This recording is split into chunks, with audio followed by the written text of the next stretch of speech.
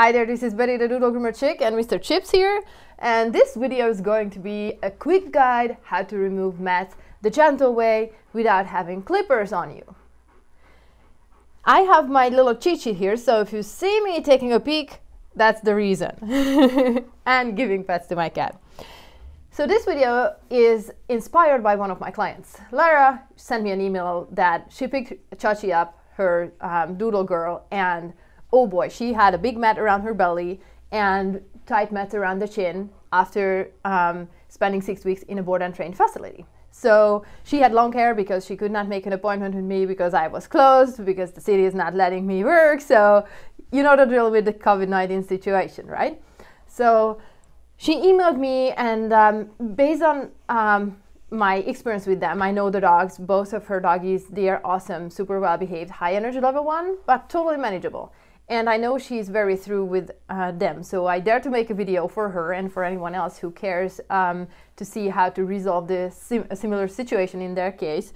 And here we go, figuring out what kind of equipment to use, how to use it, and some more about mats, how to approach them.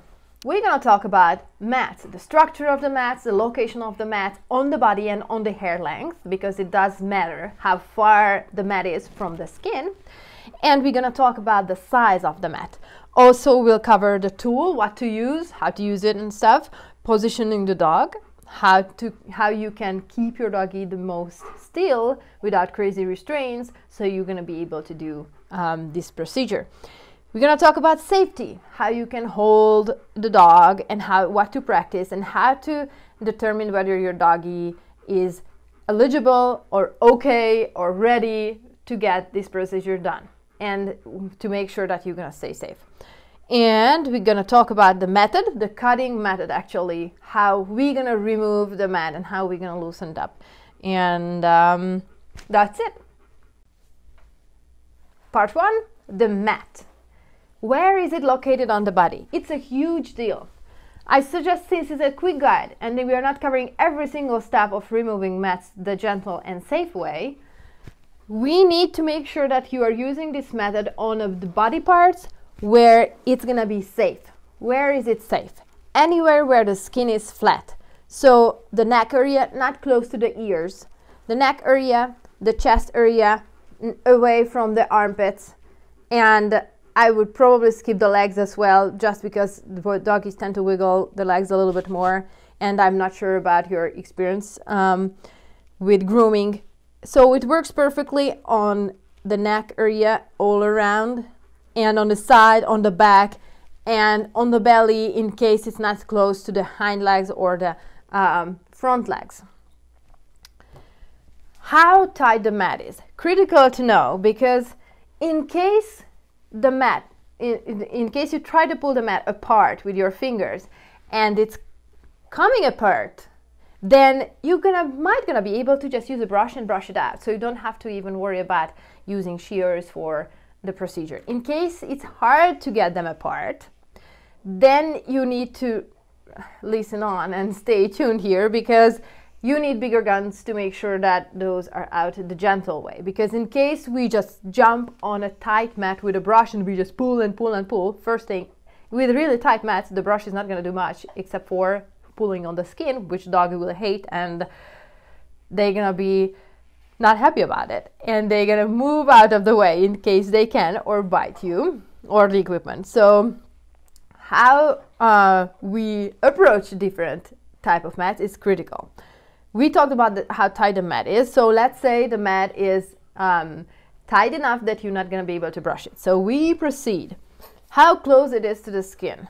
It does matter, because in case you have a safety grip, what that means is, let's say the blue rubber band is the skin. The rest of the hair is the average hair on a doggy. But since I cannot provide a live dog here right now, this is gonna be our demonstration. So in case the mat is way far away from the doggy's skin, so you can get a safety grip between the skin. Let me come a little bit closer. Between the skin and, let's say the mat is here. So in case you can get a safety grip, then you're gonna have a really, really easy job, because you find the base of the mat the closest part to the skin on the hair length. So the base of the mat, let's say this is the mat. I should have used something. I'm gonna ruin my little sample here. So anyway, so let's imagine the mat is here. You find the base of it. There's a huge mat right here. You find the base, and then you're gonna be able to clip it out perfectly easy. You don't have to open it up. You don't have to cut in it, nothing. You trim it out. Since it's a small, tiny mat, far away from the skin, easiest to deal with. Now, what can we do in case the mat is way closer to the skin? Let's say this close. Then we need plan B because in case we do not have clippers and we won't be able to use them, that's the fastest, safest, easiest way to go. And as a groomer, I would definitely use it in case of a really tight mat close to the skin. But in case of Chachi, it was a little bit further away from the skin, so we can put the shear in between the skin and the mat. So how do we go about that? One thing before I go any further, how big is the mat? The example what I just told you, a tiny bunch or a smaller or bigger bunch, as long as you can grab it and the shear can cut by the base of it, you're gonna be good to go with the shear. In case they are bigger, like that size, you're gonna need to loosen the mat up and not cutting it out. So that's gonna be a different method, which we're gonna talk about. So don't jump on your doggy right now and do it. We need to loosen the mat up, and that has a specific method done with a specific tool in a specific way to make sure that everyone is going to be safe. So don't just jump on it, wait and learn before. Second part, the tool. This is my favorite thing ever. It's a pre-haircut shear, at least that's how I call it. It's a rounded tip shear and it works amazing. It's like a tank. It costs like $6–7. So basically nothing comparing to my $200–300 shears for haircut. And the haircut shears, that's how I call them. And this is a pre-haircut shear. This is a tank, which will go through anything and everything except for skin. And so let's talk about the features of the tool. I need this guidance because otherwise I will go on and you're not gonna hear the end of it. So it has the rounded tips, and that's one of the critical features because we want to make sure that even if in case the shear hits skin, then we're not gonna poke it to injury and pain and bleeding. You can see I'm putting there crazy pressure and you can see the print. I'm using quite a lot of pressure, as you can see. So the average force you're going to use among or around the skin and around the mat is going to be nothing comparing to this one. I just wanted to show you the far end that this is a really safe little thing, so you can ease your mind. And I wanted Lara to feel the same way because the biggest worry for her was that she's going to hurt her. And let me tell you, that is the biggest fear of ours groomers as well, because that's a major situation, trust-wise and bill-wise. So we really want, and customer relationship-wise too. So safety is critical. Now, this shear will going to keep you and your doggy safe in case you can hold it this way. And the way is, I'm just making sure I'm going in the right order, the finger rest. That's critical, absolutely critical, because in case you are holding the shear like this, like kids in kindergarten, or this way, I can't even remember how I held shears before I became a groomer. It's so natural for me that I can do it anywhere, and this is the natural way for me right now.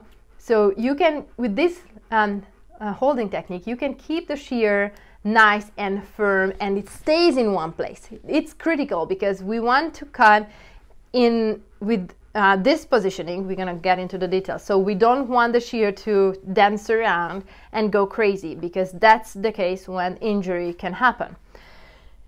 So another thing I really like about this shear, and I like to be the guinea pig for any kind of doodle grooming thing, I try my equipment on myself, most of them.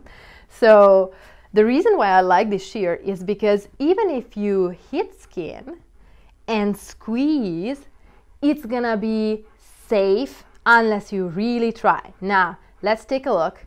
You can see how hard I pressed on my finger, that it had a little line. Yeah, you can see it, I think. Okay, awesome. So you see that I was squeezing hard, but no blood. I felt it, but it was not like, oh my God, it's painful. Nothing like that. It just left a mark. So it can cut hair amazingly.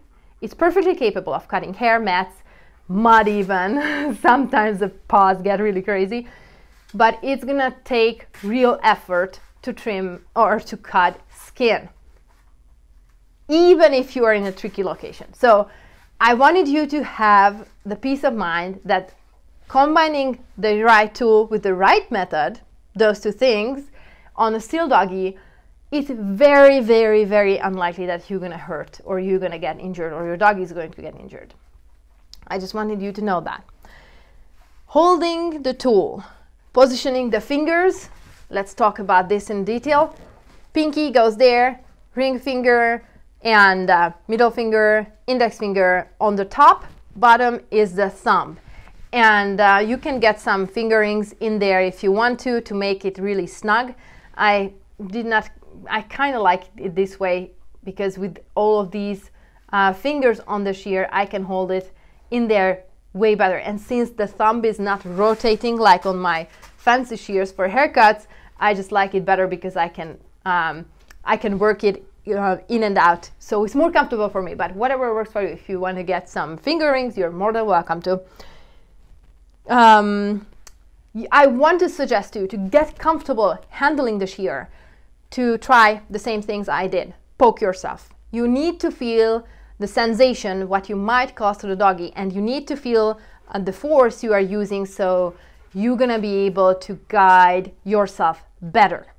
Now, I'm not suggesting you cut yourself, really don't, but I want you to also feel the sensation, and it's absolutely up to you, but I like to practice on myself, as I said, that you squeeze. Now, I urge you, you need to squeeze. In case you squeeze and pull, there's gonna be blood.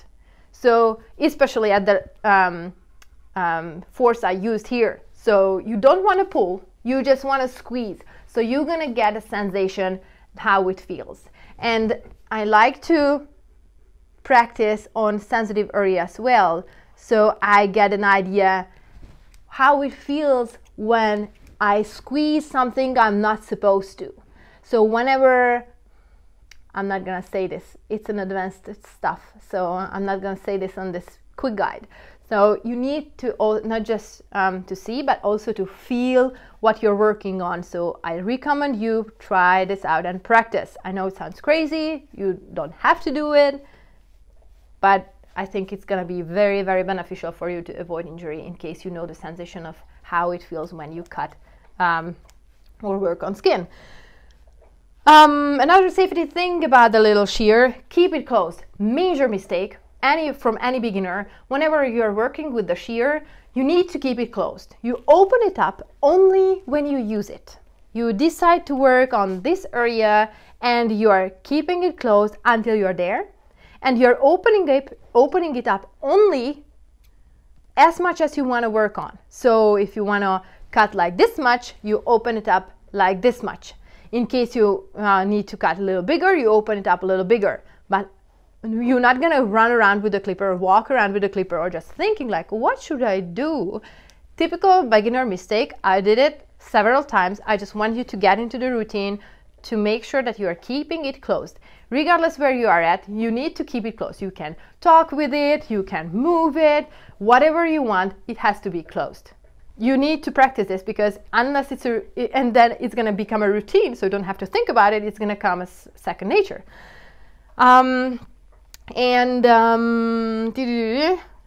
Yes, so, okay. Another thing I wanted you to try is the sensation of cutting. I highly recommend you get paper, plastic, and a piece of cotton or silk, whatnot, and practice on it, how it feels to cut. Also, I highly recommend you to get your doggy's tail. This is the doggy's tail, bony part. Dig into the middle where it's not going to be visible. Move the hair out of the way. Make sure you're squeezing the hair between the bony part and the hair, so there's going to be a barrier, so you're not going to cut skin. And then trim out a little piece, a bunch of hair, and play with it. Trim out a piece of hair and play with it, because you need to feel the sensation of trimming hair, and you can work yourself on that, just so you understand how the shear cuts and how it feels and what is the sensation to keep you and the doggy safe. Positioning of the doggy. Now in Lara's case, the mat is around the belly, somewhere up here, not close to the armpits, thank God, because that would be a really tricky thing to explain for beginners. So on the belly area and on the chin. So the belly area, I suggest to get the doggy on the back and have someone distract the doggy from the front. Whoever is distracting, we use really mild, calming things. So we're not gonna say, "Oh, such a good girl," but we're gonna be like, "Oh, nice, very sweet," as if you were trying to get a baby to sleep. You are giving strokes, you are giving pats, you are giving treats, and everything is slow, quiet, and distraction-free. No kids running, no humans walking around, no doorbell, no friends texting you, nothing. You need to focus on the dog. It's like a really nice massage with cool music, and everyone is almost falling asleep, except for the ones who are trying to work on the belly. So doggy's on the back, distraction from the front, or belly rubs, whatever the doggy is okay with, and it's his or her favorite. And then I also suggest to do another thing, which is here on my list. You need to practice without the tools. So you want to give the doggy a belly rub, observe the location of the mat to see, and try to figure out how close the mat is to the skin. And I'm not suggesting you to pull the mat at all or anything like that. Just observe it and have the doggy on the back. Observe the behavior. Are they okay with it? Are they wiggling? Are they jumping up? What's going on? It helps if you get the doggy a good exercise before you attempt to do anything like this. So a good tired doggy is going to be a very well behaving, cooperative doggy for you. So observe the area. Since it's so close, it's on the belly, and it can be close to the nipples. Another exercise I'm suggesting you to investigate how many pair of nipples your doggy has and where are they located, because we need to know where they are, and I want you to keep one finger on the nipple, or your helper on the nipple, which is closer to the area where you are working on, so you're going to make sure that you're not cutting in a nipple. Trimming, how to do the trim is the next step, so I'm not getting into that. I just want you to practice. In case your doggy is doing awesome and chill and cool and lets you to do this, you get the green light, like, okay, you can add the equipment and practice with the tool, like rubbing the doggy's belly with the shear. You hold the pointy part and then you are just rubbing it around, so she gets the kind of very mild scratchy sensation that something other than a warm hand is on the belly. As long as they are cooperating and cool, you can go to the next step.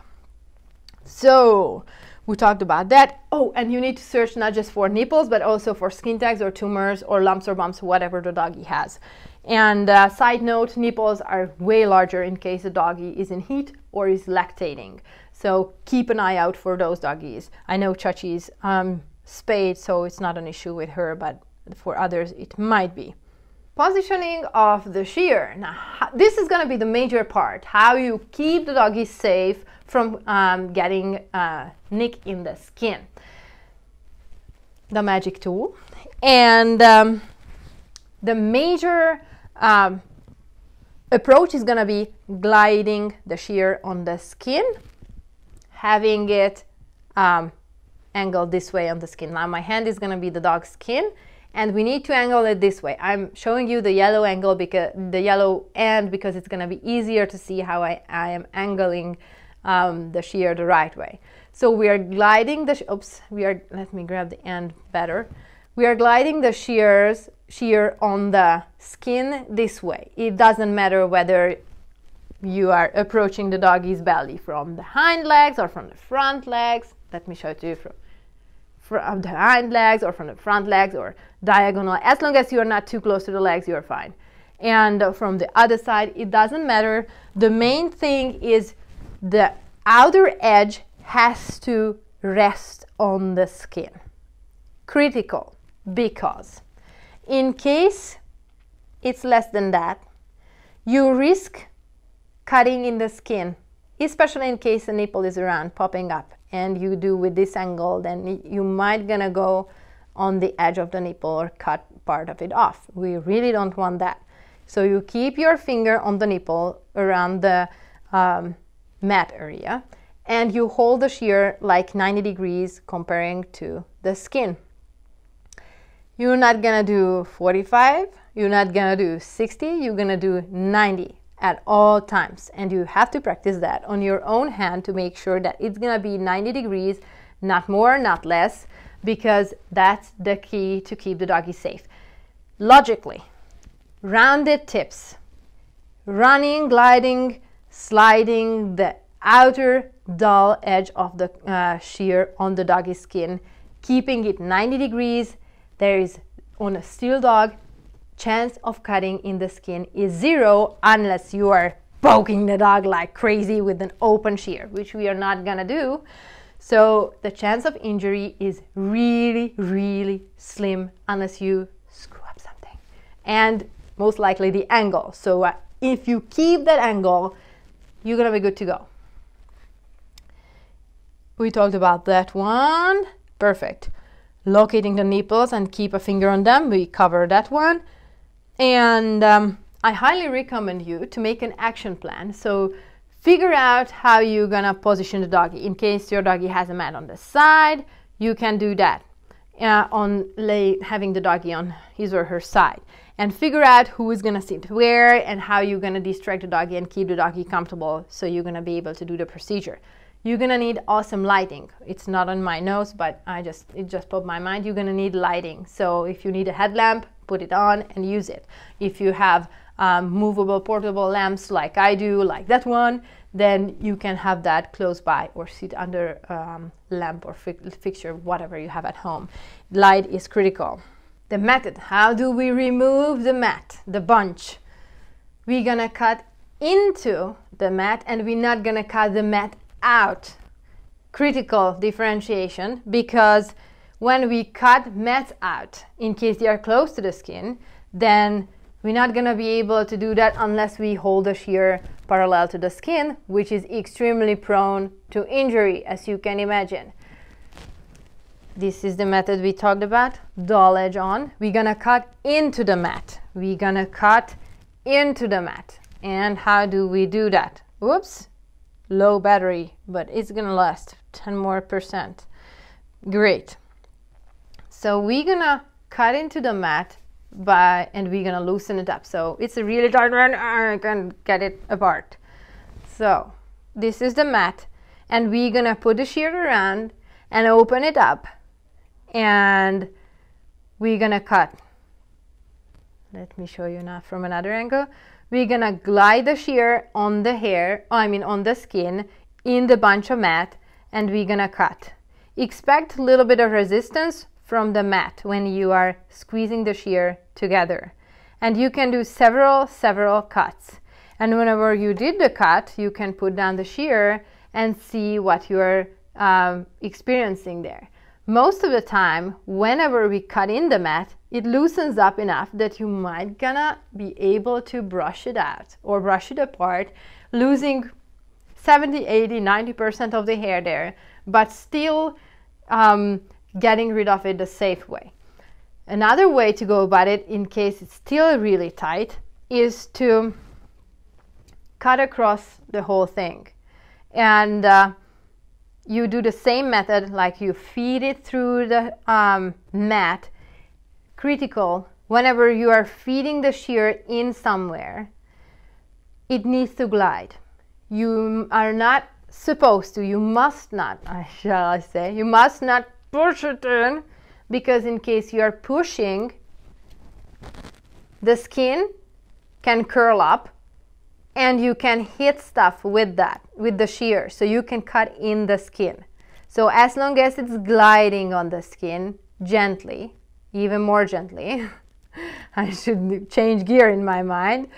In this case, you're not gonna be able to cut the skin. There is literally no chance, zero, because we are working on a body part where the skin is flat.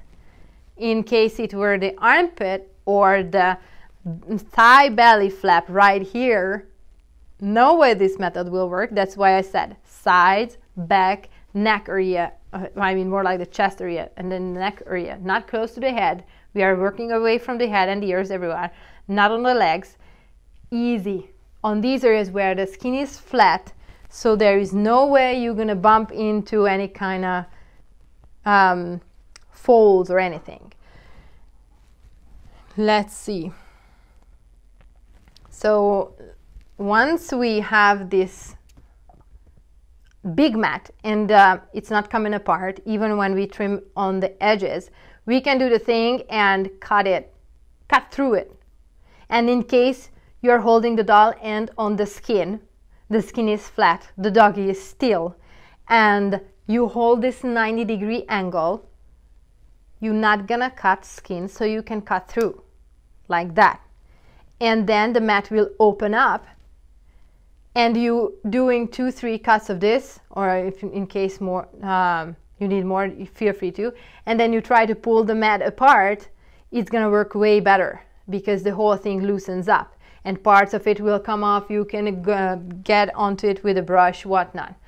So that's gonna help you huge to remove and loosen up the mats by cutting into them and brushing them out or loosening them up with your fingers. Great, so the quick tips are there for you. Check your doggy's behavior, see how cooperative he or she is, and practice with the equipment with the other doggy. Then practice with the doggy with the equipment. Rub the belly with this one. Decide how cooperative your doggy is, and in case they cooperate for you and stay still, you can go ahead and do this method. Again, the most important thing is using the right tool. I suggest this exact shear. The reason for that is because I know how sharp they are, and they are sharp enough to cut hair, but they are not sharp enough to cut skin easily. So I only suggest this tool because I know this, I trust this, I ordered crazy amount, several dozens already, and I know exactly what these are. So I'm gonna include a link to this one. Use this shear because other shears like regular paper shears from your office, whatnot, not gonna work. They don't have the rounded tips, and they're not gonna be able to trim the hair, let alone a bigger bunch of mat. And with the pokey thing around, it's not gonna be safe. Other type of shears, I don't recommend any other type of shears to do this. I don't know exactly other type of shears which would have all these features in all at once. I saw a blue handle shears with a plastic handle, blue shear, same rounded tip, but they were so dull. I was really frustrated cutting mats out. So I'm not gonna tell you any kind of brands other than this one. This is the Conair Pro 6-inch long rounded tip shear for pre-haircuts and face, feet, and fanny things. The tank of shears. So use this exact shear. You can get it on Amazon. They ship it fairly fast. So even nowadays. So with these methods combined with a really chill environment, and you practicing it up front on a plush toy, and have all the steps in your mind, and you are ready, and your doggy gave you the green light because they are staying still, you're gonna be able to pull it off and remove mats from your doggy's body, from the areas where the skin is nice and stretchy, like sides, back, belly area, away from the legs, and head and ears, a little bit around the neck, in case the skin will be nice and flat.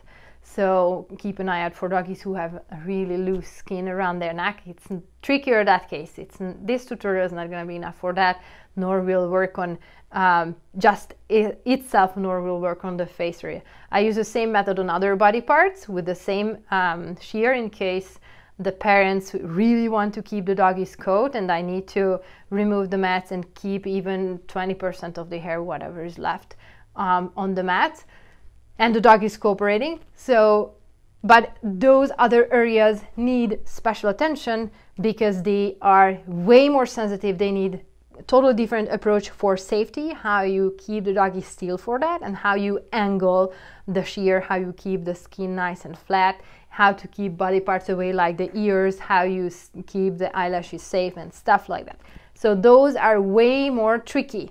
I'm not suggesting you try this method on those body parts, even if there are mats there. That needs to be done, it needs to be learned. You need to learn more details about this. So I just wanted you to know that this method works as is with exactly the same situation for these specific cases.